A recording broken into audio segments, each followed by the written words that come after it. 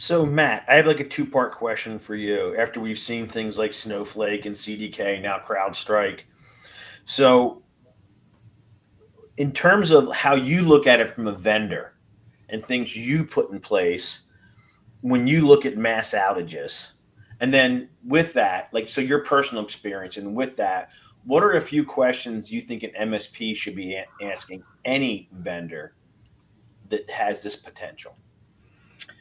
Yeah, so a big part of my weekend was spent thinking about how this entire incident is going to change things for the industry, for companies like Field Effect, endpoint companies, and I think ultimately it'll change things for the better because it's very easy for an MSP to ask a vendor a question, and typically what you hear is a yes or a no.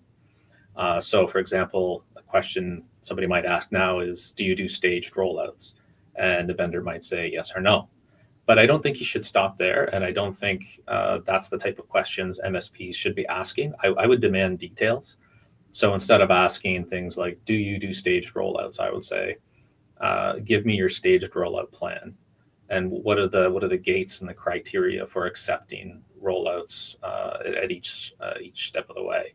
Don't ask questions like, "How many versions of Windows do you test on?" For example. Give me the full list of Windows versions that you test with. And if you don't see something that has like every patch iteration for the past 5 years as part of the standard QA, I mean, that's a red flag.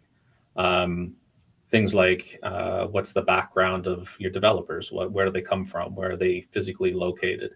That can address anything from whether you've got a company staffed with juniors or hardened Five Eyes professionals who have dealt with much harder problems or similar problems.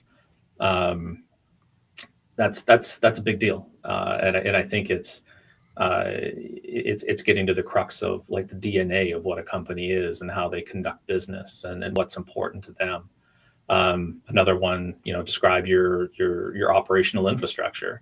Does all my data or my customers' data go to the cloud? What cloud provider is it? We've seen, cloud providers will go down every once in a while. What's the impact to your business? So I think my best advice would be ask for detail, ask for policies and plans that show the DNA of the company and that they've actually got systems in place and they care about these types of things.